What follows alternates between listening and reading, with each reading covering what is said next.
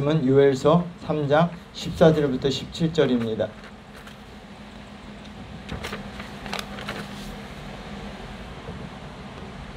요엘서 3장 14절부터 17절입니다. 우리 한 목소리로 봉독하도록 하겠습니다.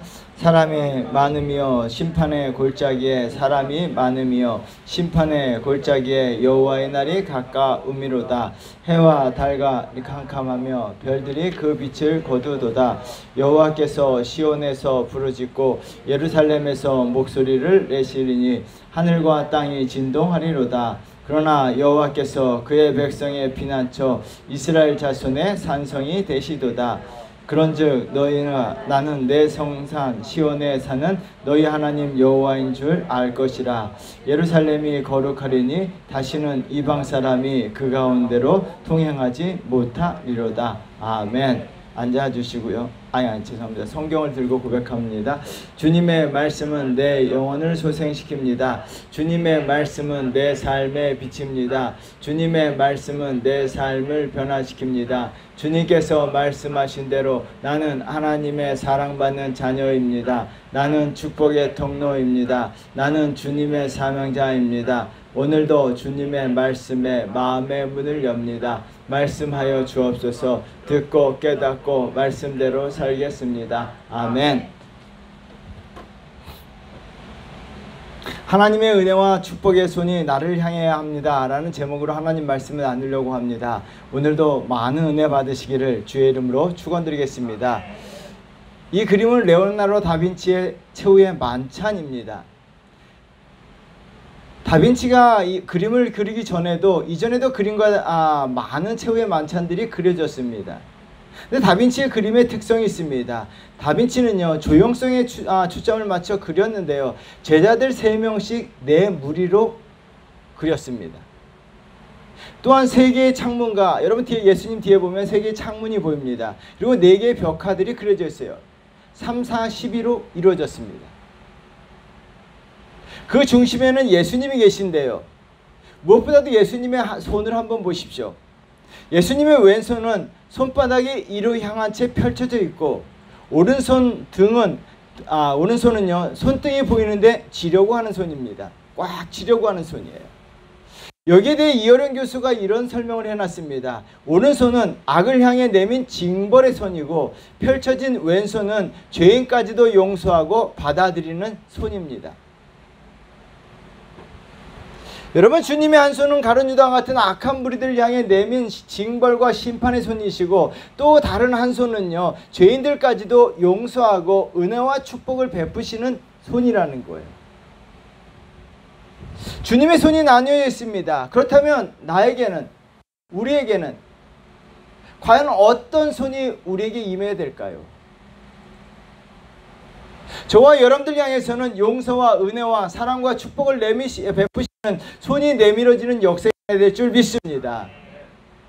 오늘 본문은 최후의 만찬이 아니라 최후의 심판입니다. 15절 말씀 읽어보도록 하겠습니다.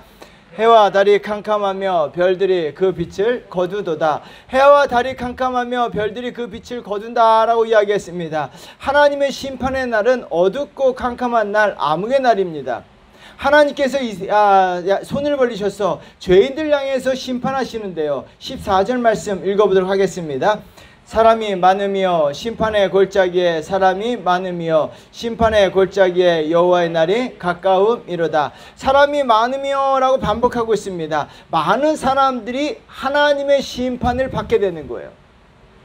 여러분, 많은 사람들 향해서 하나님의 심판의 손, 징벌의 손이 그들 향해서 내밀어지고 있는 거예요. 다른 한 손은요 자기 백성을 보호하시고 인도하시고 지켜주시기 위해서 손을 내미세요. 16절 말씀 우리 한번 같이 읽어보겠습니다. 여호와께서 시온에서 부르짖고 예루살렘에서 목소리를 내시리니 하늘과 땅이 진동하리로다. 그러나 여호와께서 그의 백성의 피난처 이스라엘 자손의 산성이 되시리로다. 여호와께서 시온에서 부르짖으시고 예루살렘에서 목소리를 내신다라고 이야기하십니다. 그러나 여호와의 권능의 손을 내밀어 그의 백성의 피난처 산성이 되어주신다라고 말씀하고 계세요. 세상에 심판받아 멸망해도요, 그러나 하나님의 백성들은 하나님의 권능의 팔로, 은혜의 팔로 지켜주시고 보호해주시고 인도해 주실 줄 믿습니다. 여러분, 저와 여러분의 인생 가운데 이 손의 역사가 일어나야 돼요. 하나님의 은혜의 손, 하나님의 권능의 손, 하나님의 축복의 손이 저와 여러분을 향해서 내밀어지는 역사가 일어나야 될 줄 믿습니다. 그렇다면요, 하나님께서 누굴 향해서 이와 같은 손을 내미시냐는 거예요. 오늘 본문을 통해 살펴보도록 하겠는데요, 첫 번째 보면요, 하나님이 설정하신 공간에 있는 자들 향해서 은혜와 축복의 손을 내미실 줄 믿습니다. 소설가 김은 선생의 자전거 여행 2에 보면요, 숲은 숨이고 숨은 숲이다 라는 말이 있어요. 그러면서 이런 말을 덧입혔는데요, 한번 들어보시겠습니까? 숲은 대지로 펼쳐놓은 숨의 바다이고 숨이 닿는 자리마다 숲은 일어선다.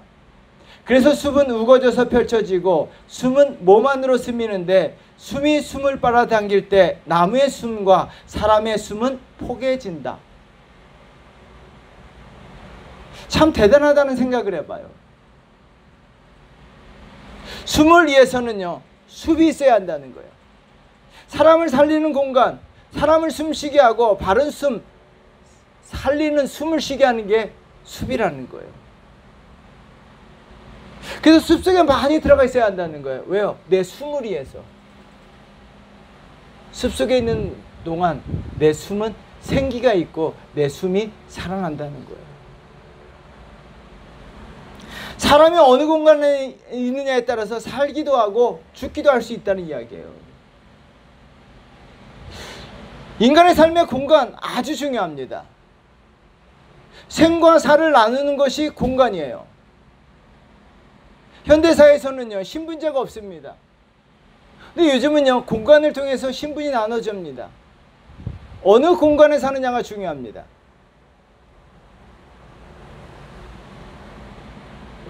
여러분, 공간에 의해서 보이지 않는 신분이 나눠졌습니다. 공간이고 신분이 된 시대에 살고 있습니다.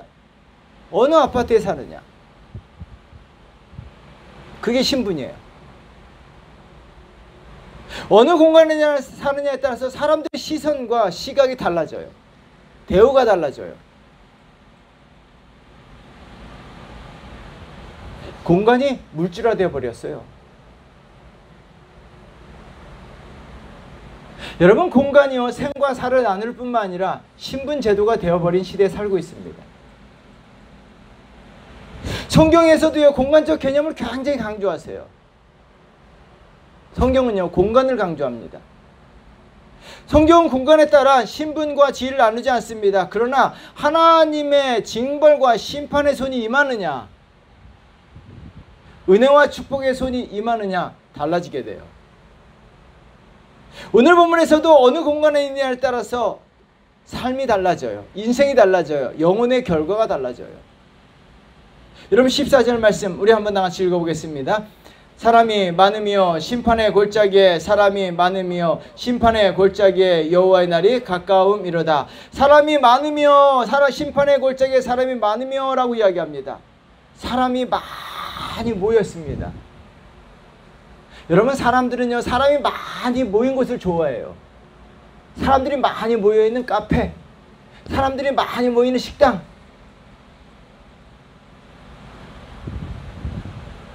구원론적 관점에서 보면요, 사람들이 많이 모이는 곳이 좋은 곳이 아니에요.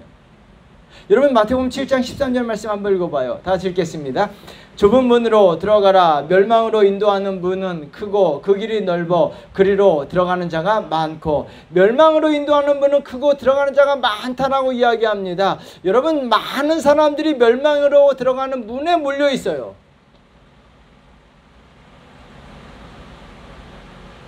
공간이에요. 멸망으로 들어가는 문, 그 문 속에 많은 사람들이 몰려있기 때문에 그들은 어떻게 합니까? 멸망받는 거예요. 오늘 본문에 많은 사람들이 어디에 있습니까? 심판의 골짜기에 몰려 있습니다. 그들이 왜 징벌과 심판을 받게 됩니까? 이유는 한 가지예요. 심판의 골짜기 그 공간에 있었기 때문이에요. 한국어 성경에는 생략되어 있지만 히브리어 성경이나 영어 성경에 보면 이유를 나타내는 접속사가 들어가 있습니다. 심판의 골짜기에 모여있기 때문에 여호와의 심판, 하나님의 징벌이 그들의 삶 가운데 임한 거예요. 여러분, 어느 공간에 있냐가 중요합니다. 아브라함과 롯은 항상 비교의 대상입니다. 두 사람은 시작은 비슷했습니다. 가진 것도 같았습니다. 창세기 13장 5절 말씀 우리 한번 나같이 읽어보도록 하겠습니다. 아브라함의 일행 롯도 양과 소와 장막이 있으므로 그 땅이 그들이 동거하기에 넉넉하지 못하였으니 이는 그들의 소유가 많아서 동거할 수 없었음이니라. 여러분, 두 사람은 일행이며 두 사람은요 소유가 비슷했습니다. 그러나 처음은 같은 공간에 머물렀어요.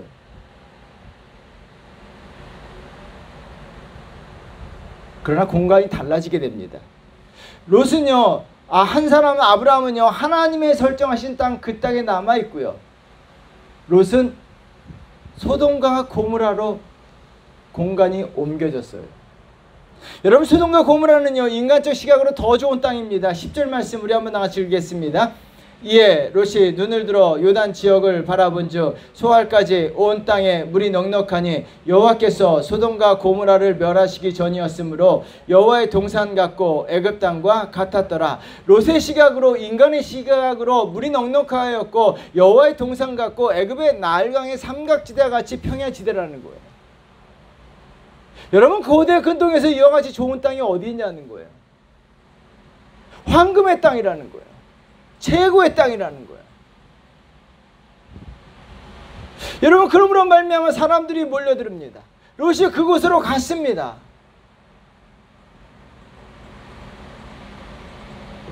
여러분, 사람들이 많이 모인다고 좋은 것은 아니에요.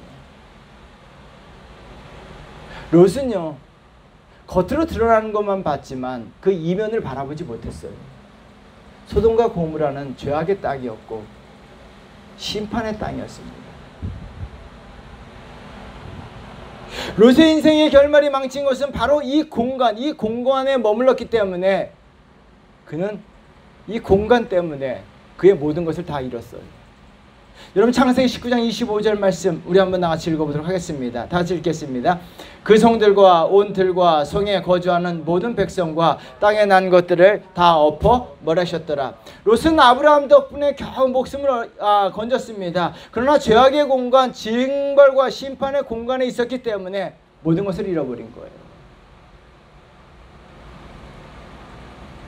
이스라엘 백성들이 출애굽하는 과정에 고라와 그 일당들은요 불만을 품고 하나님과 모세와 아론을 대적했습니다.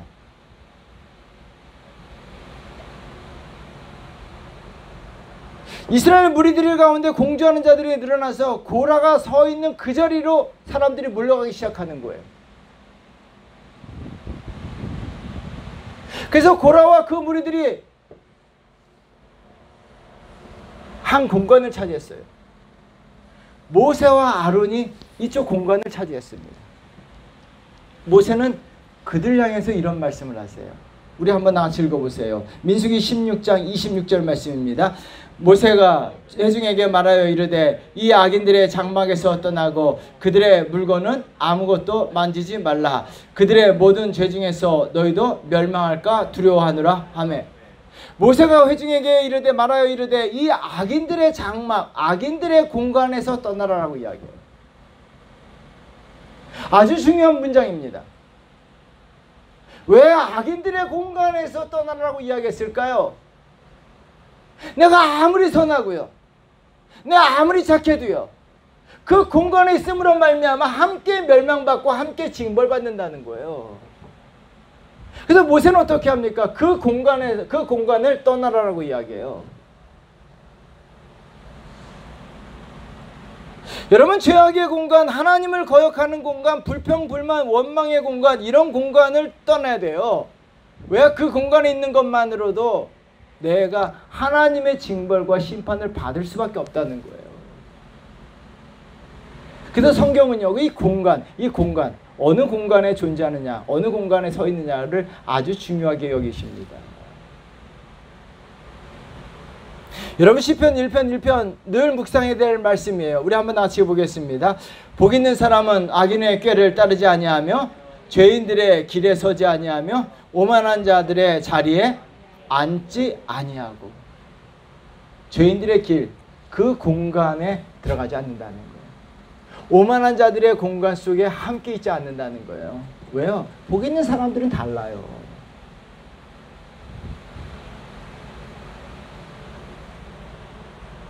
그러므로 복 있는 사람들은요, 하나님의 설정하신 공간에 머물길 좋아합니다.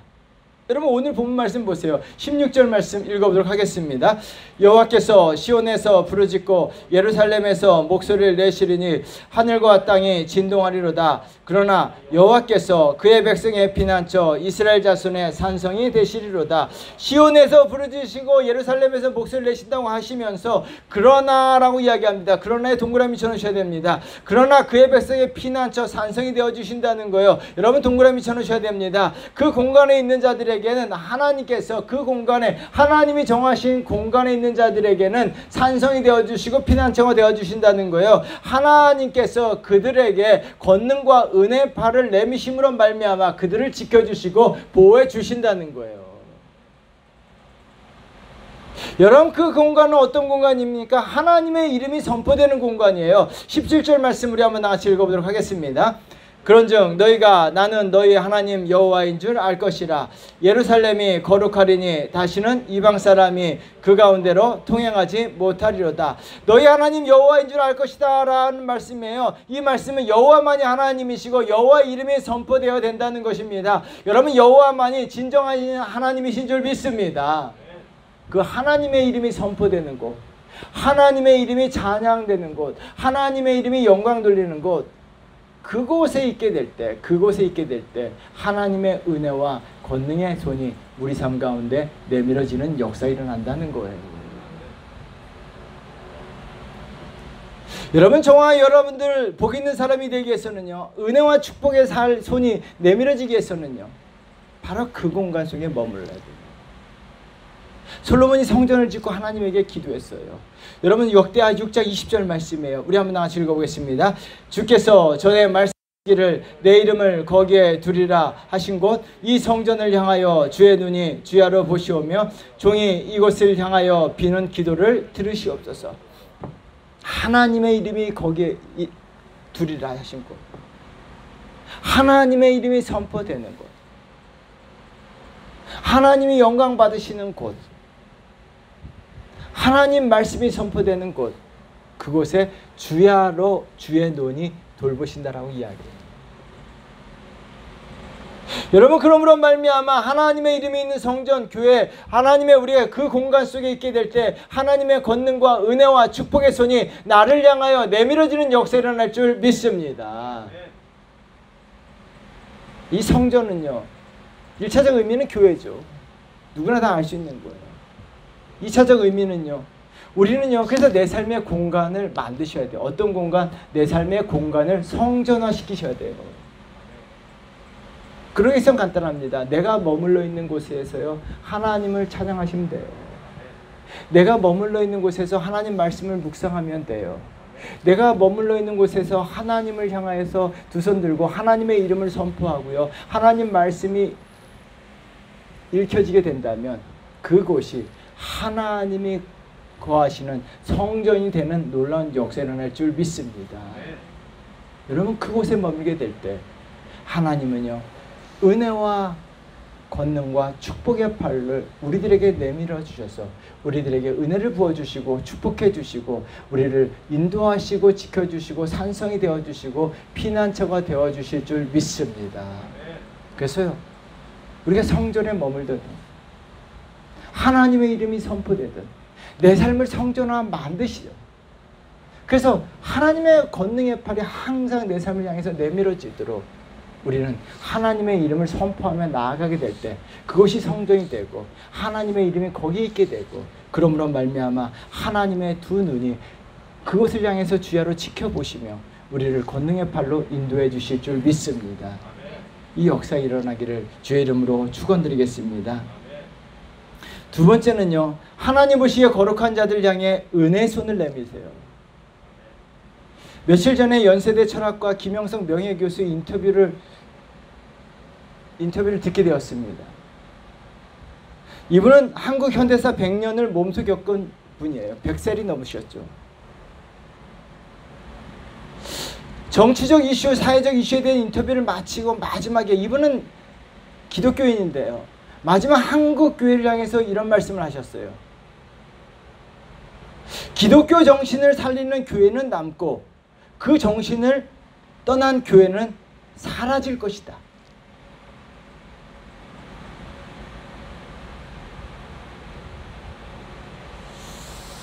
여러분, 기독교 정신을 살리는 교회만 남는다는 거예요. 교회만.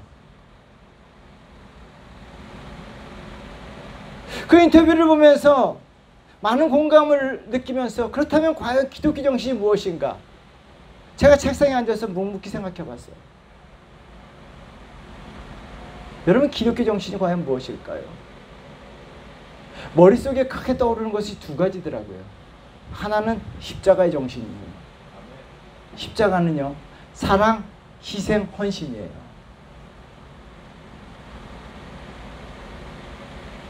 한국교회가 사랑과 희생과 헌신을 잃어버리면요, 십자가 정신을 잃어버리면 교회는 사라지게 된다는 거예요.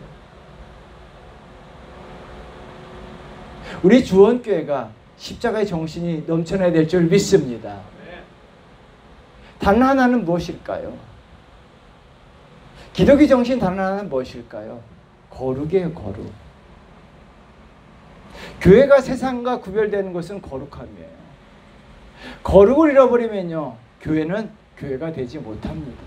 교회는 없어지게 되고요, 교회가 이름이 있다 할지라도 그것은 더 이상 교회가 될 수가 없습니다. 성도들의 삶에 있어서 거룩이 사라진다면 더 이상 성도, 거룩한 사람이 되지 못합니다. 단지 교회 다니는 사람에 불과할 뿐이죠. 여러분, 우리가 하나님의 은혜와 축복의 손이 임하기 위해서는 바로 이 거룩의 삶을 살아야 되는데요. 17절 말씀 우리 한번 다시 읽어보도록 하겠습니다. 그런즉 너희가 나는 너희 하나님 여호와인 줄 알 것이라. 예루살렘이 거룩하리니 다시는 이방 사람이 그 가운데로 통행하지 못하리로다. 나는 너희 하나님 여호와인 줄 알 것이다 라고, 예루살렘은 거룩하다 라고 말씀하셨습니다. 이 문장, 두 개의 문장 중요합니다. 예루살렘은 성전이면서 동시에 하나님의 백성을 가리키는 단어입니다. 하나님의 성전인 교회와 하나님의 백성들은 거룩해야 할 줄 믿습니다. 여러분, 기억하셔야 돼요. 하나님의 성전 교회와 하나님의 백성 성도들은요, 거룩해야 돼요. 여러분, 거룩은요, 외향적 거룩을 의미하는 것이 아니에요. 거룩은요, 삶이고 깊은 영성이 내재된 거룩이에요. 그래서 거룩해야 된다면 뼛속까지 거룩해야 돼요. 겉으로 드러난 거룩은요, 거룩이 아닙니다. 세븐스 베일이라고 하는 오래된 흑백 영어가 있습니다. 사람은 태어날 때 7개의 베일을 가리고 태어난다는 거예요. 친분에 따라서 어떤 사람을 만나느냐에 따라서 한 개의 베일, 2개의 베일을 벗는다는 거예요. 그래서 친한 사람들한테는요, 얼굴에 베일을 벗어요. 가정에서는요, 2개, 3개의 베일을 벗습니다. 그러나 잘 모르는 사람들한테서는 7개 베일을 그대로 다 쓰고 있죠. 근데 이 영화 속에서는요, 마지막 7번째 베일은 자신도 모르고 끝까지 쓰고 있다는 거예요. 자신도 모르고 끝까지 쓰고 있다는 거예요. 그래서 사람은요, 이 본 모습이 보여지지 않는다는 거예요. 여러분, 그런데요, 이 본 모습이 벗겨질 때가 2번 있습니다. 언제일까요? 내 본 모습, 내 민낯, 내 생얼굴. 한 번은요, 예수님이 다 벗기세요.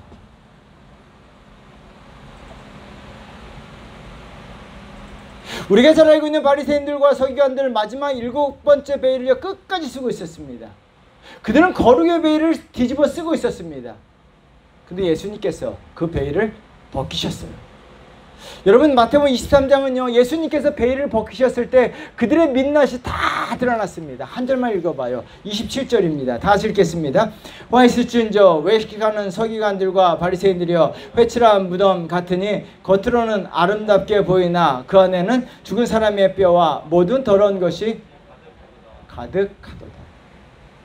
여러분, 거룩의 베일을 썼습니다. 그런데 어떤 일이 벌어집니까? 거룩의 베일을 썼습니다. 외적으로는 거룩해 보입니다. 성스러워 보입니다. 아름다워 보입니다. 그런데 어떤 손이 임하게 됩니까? 주님께서 베일을 벗기십니다. 베일을 쓴 그들의 손에 하나님께서 징벌의 손을 내리셨다는 거예요. 여러분, 기억하셔야 됩니다. 거룩의 베일을 쓴 상태로 살아간다면 하나님께서 징벌과 심판의 손을 내미세요.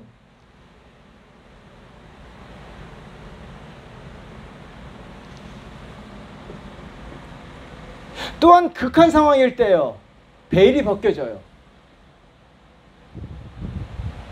극한 상황이 되면요, 사람의 본 모습이 다 드러나요. 극한 상황일 때요, 이 거룩의 베일도 다 벗겨집니다. 욥의 아내는 일상에서 거룩의 베일을 쓰고 다녔습니다. 하나님을 예배하고 가정 예배까지 드렸던 여자가 욥의 아내였습니다. 근데 극한 상황이 되었을 때 어떤 일이 벌어집니까? 그동안 쓰고 있던 베일이 다 벗겨졌어요. 여러분, 욥기 2장 9절 말씀 한번 읽어보도록 하겠습니다. 다시 읽겠습니다. 그의 아내가 그에게 이르되 당신이 그래도 자기의 온전함을 굳게 지키겠느냐? 하나님을 욕하고 죽으라. 왜요? 욥의 아내는 거룩의 베일을 쓰고 있었기 때문에 극한 상황일 때 그 베일이 다 벗겨지게 된 거예요.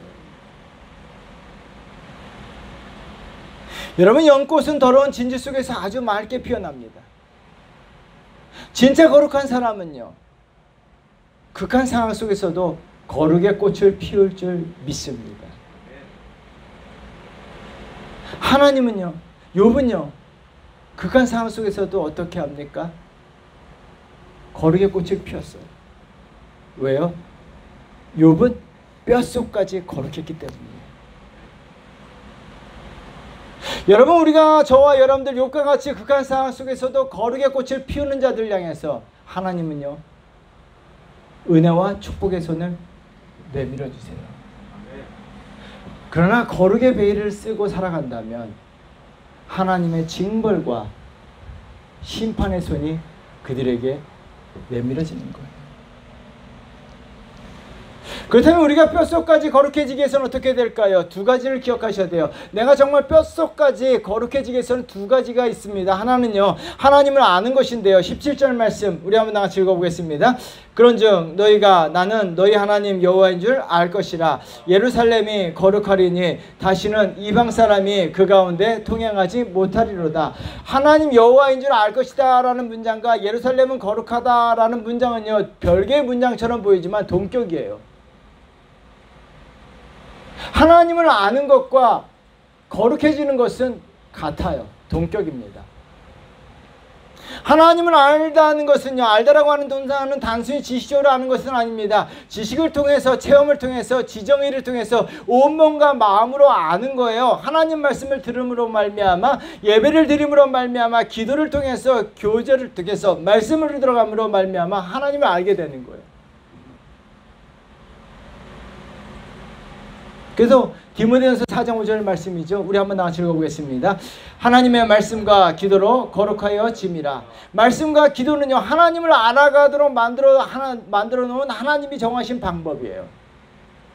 여러분, 말씀은요, 하나님을 알 수 있는 방법이에요. 기도는요, 하나님을 알 수 있는 방법이에요. 그래서 말씀과 기도를 왜 거룩해집니까? 하나님을 알아가기 때문이에요. 여러분, 말씀만 매일 읽어도요, 하나님을 알게 됩니다. 말씀을 매일 읽게 되면요, 하나님을 알게 되면 하나님을 아는 사람들이요, 하나님을 알면 알수록 거룩이요, 내 속으로 계속 깊숙이 파고 들어가요. 우리가 거룩의 베일을 쓰지 않아도 거룩해지는 역사가 일어날 줄 믿습니다. 하나님을 알라는 거예요. 하나님을 알라는 거예요. 다른 하나는요, 주님과 주님의 말씀을 그대로 본받는 거예요. 그대로. 그 위에 그림이 있습니다. 그림을 그릴 때 먼저 그림을 그대로 그리라고 이야기해요. 제가 이 그림 아르레 별이 빛나는 밤을 따라 그렸는데요. 여러분, 이 그림은 원작인데 고은은요, 아르레 별이 빛나는 밤을 그리면서 검은색을 사용하지 않았어요. 여러분, 그림에 보면요, 검은색이 많이 보여요. 이 검은색을 비슷하게 만들기 위해서 고은은 굉장히 애를 썼어요. 검은색을 사용하지 아니하고 어두운 밤을 그렸습니다. 근데 저는요, 아주 편하게 그리기 위해서 검은색을 검은색을 그냥 칠해버렸어요.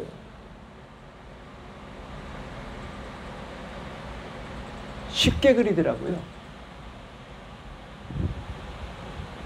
그런데요, 그림을 망쳐놓은 거죠.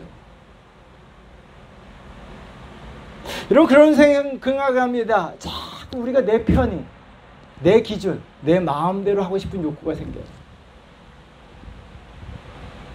신앙생활, 예배, 주일 성수, 내 기분, 내 마음, 내 기준이에요.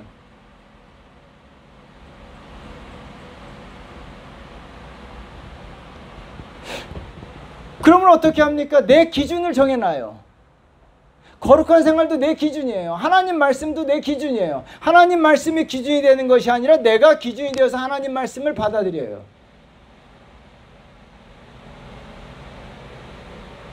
여러분, 거룩하기 위해서는 간단합니다. 내가 기준이 되어서는 안 돼요. 살아있는 하나님의 말씀이 기준이 되어야 될 줄 믿습니다. 예수 그리스도께서 기준이 되어야 될 줄 믿습니다.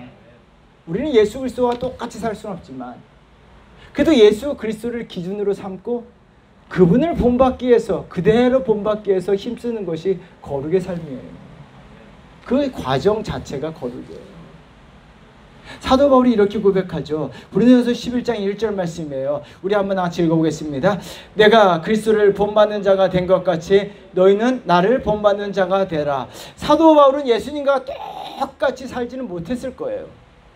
그러나 예수님을 본받기 위해서 안간힘을 쓰고 예수님을 본받기 위해서 노력하고 예수님을 그대로 따라하려다 했던 분이 사도 바울이에요. 그래서 사도 바울은 거룩한 자입니다.